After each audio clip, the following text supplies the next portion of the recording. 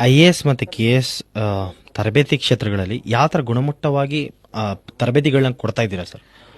IAS ಮತ್ತು KS ತರಬೇತಿಯಲ್ಲಿ ವಸತಿಯುತ ತರಬೇತಿಯನ್ನ ನೀಡ್ತಾ ಇದೀವಿ. ಅಲ್ಲಿ ಅವರಿಗೆ ಮಾಕ್ ಟೆಸ್ಟ್ಗಳನ್ನ ಕಂಡಕ್ಟ್ ಮಾಡ್ತೀವಿ, ಮಾಕ್ ಇಂಟರ್ವ್ಯೂಸ್ಗಳನ್ನ ಕಂಡಕ್ಟ್ ಮಾಡ್ತೀವಿ. ಸೊ ಇದ್ರ ಮುಖಾಂತರ ನಾವು ಒಂದು ಅವರಿಗೆ ಕಂಪ್ಲೀಟ್ಲಿ ಮೆಂಟರ್ ಬೇಸ್ಡ್ ಟ್ರೈನಿಂಗ್ ಅನ್ನ ನೀಡ್ತಾ ಇದೀವಿ. ಓಕೆ ಸರ್, ಯಾವುದೋ ಒಂದು ಮಾಕ್ ಟೆಸ್ಟ್ ಅಥವಾ ಏನೋ ಮಾಡಿದಾಗ ನೀವು ಅದ್ರ ಸಕ್ಸಸ್ ರೇಟ್ ಅನ್ನೋದಿರುತ್ತೆ, ನೀವು ನೋಡ್ತಾ ಇದ್ದೀರಾ ಸರ್ ಸಕ್ಸಸ್ ರೇಟ್ ಅನ್ನೋದನ್ನ?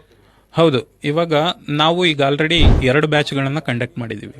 ಸೊ 2023-24 ಮತ್ತೆ 2024-25ಗಳಲ್ಲಿ. ಓಕೆ. ಸೊ 2 ಬ್ಯಾಚ್ಗಳಲ್ಲಿ ಸುಮಾರು 8 ವಿದ್ಯಾರ್ಥಿಗಳು ಈಗ ಆಲ್ರೆಡಿ UPSC ಮೇನ್ಸ್ ಎಕ್ಸಾಮ್ ಅನ್ನ ಬರೆದಿದ್ದಾರೆ. UPSC ಮತ್ತು KPSC ಅನ್ನೋದು 1-2 ವರ್ಷಗಳಲ್ಲಿ ಪ್ರಿಪೇರ್ ಆಗಿ 1-2 ವರ್ಷಗಳಲ್ಲೇ ನಾನು ಕ್ಲಿಯರ್ ಮಾಡ್ತೀನಿ ಅನ್ನೋ ಪರೀಕ್ಷೆಗಳಲ್ಲ. So it's step by step ಅವರಿಗೆ ಮೆಂಟರಿಂಗ್ ಮಾಡ್ತಾ ಇದೀವಿ. ಇದರಿಂದ ಸುಮಾರು ಈಗ ಆಲ್ರೆಡಿ 8 ಸ್ಟೂಡೆಂಟ್ಸ್ಗಳು UPSC ಮೇನ್ಸ್ ಎಕ್ಸಾಮ್ ಬರೆದಿದ್ದಾರೆ. ಅದರಲ್ಲಿ 3 ಜನ ನಮ್ಮ ಹಜ್ಭವನಲ್ಲೇ ಟ್ರೈನಿಂಗ್ ಪಡೆದಂತ ವಿದ್ಯಾರ್ಥಿಗಳಾಗಿದ್ದಾರೆ. ಇದು IAS ದಾದ್ರೆ. ಇನ್ನೊಂದು KS ತರಬೇತಿಯಲ್ಲಿ ಸುಮಾರು ಈ ಸಲ 35 ವಿದ್ಯಾರ್ಥಿಗಳು KS ಮುಖ್ಯ ಪರೀಕ್ಷೆಯನ್ನ ಬರೆದಿದ್ದಾರೆ. ಸೊ ಅದನ್ನು ರಿಸಲ್ಟ್ಗೋಸ್ಕರ ನಾವು ವೆಯ್ಟ್ ಮಾಡ್ತಾ ಇದೀವಿ. ಮತ್ತೆ ಸುಮಾರು 150 ಸ್ಟೂಡೆಂಟ್ಸ್ಗಳು ವಿವಿಧ ಸರ್ಕಾರಿ ಸೇವೆಗಳಲ್ಲಿ ನೇಮಕ ಆಗಿದ್ದಾರೆ.